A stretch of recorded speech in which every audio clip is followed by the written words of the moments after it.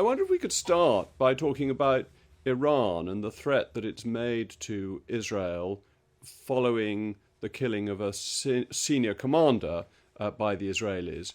How serious is the threat from Iran, and what level of escalation would this be? Well, the threat of an Iranian response is almost a certainty. It's off the charts. I don't think it's even probable. The question is going to be how severe do they want to get it? And for Iran, they're going to try and thread the needle because they have to respond to this, huge provocation of striking their embassy, which used to be, held as inviolable, that no nation ever attacked another nation's embassy.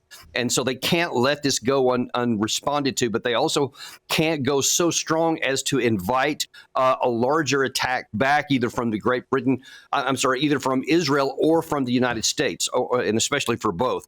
But it's going to be a tough act to follow because Israel really is kind of in a mood to where they're almost going to say anything that you do is going to get another ratchet back. So really the big issue is what's Israel going to do after Iran makes its next move. And there is a risk of escalation and something I'm really worried about. And what about the role of the US in this? Because President Biden's been pretty clear saying that Iran should not attack Israel in this way. Do you see the United States getting involved? Well, there's certainly many commentators and former generals and members of the former cabinets who absolutely want that, and I think that they're eager for it. But I think it's completely unrealistic for the president to say that Iran should not respond back. No nation on the planet would have their embassy building destroyed and not respond in some way. I mean, you don't have to look any further than the U.S. in 1998 when our embassies were hit in Nairobi. So that's not going to happen, and it's actually not a good thing to say because you come off looking like you have no influence, asking something that definitely won't be done. But the real risk is that the U.S. can't afford to be dragged into a war because of an action that Israel took, crossing this threshold that no one else had crossed before.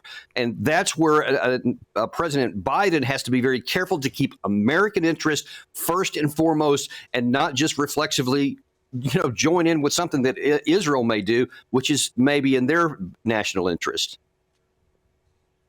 That's really interesting because you're saying quite strongly that Israel was wrong to kill this Iranian commander and to attack an Iranian embassy, and that was in itself an act of provocation.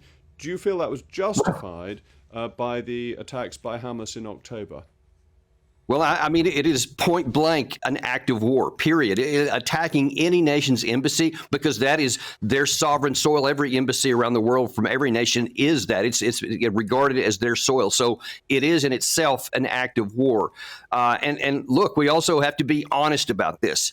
Israel had been tracking this general for a while. They knew where he was. They tracked him into the building. They could have tracked him out and taken him out anywhere else. They could have taken him out on the way in, but they chose the most provocative target that there was. That's just the reality of it. And that's, I think, probably designed to get a response out of Iran.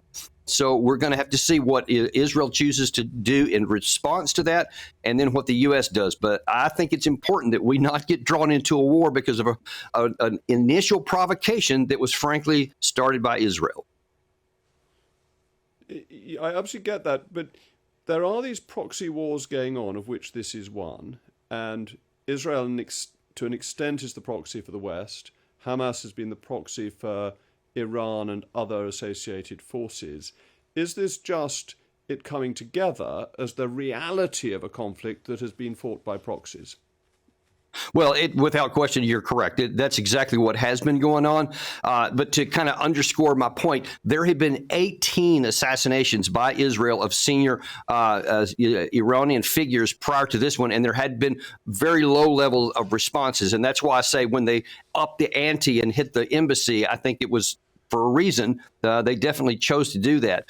But what is in our interest is not saying, well, this is just a natural outflow, so let's go ahead and have a real war, a big one. The idea is we should deconflict and de-escalate to try to move it down so that nobody has to go to a war. Because once something like this starts, I assure you, it can spin out of anyone's control, and it can get a lot uglier than what we've seen so far.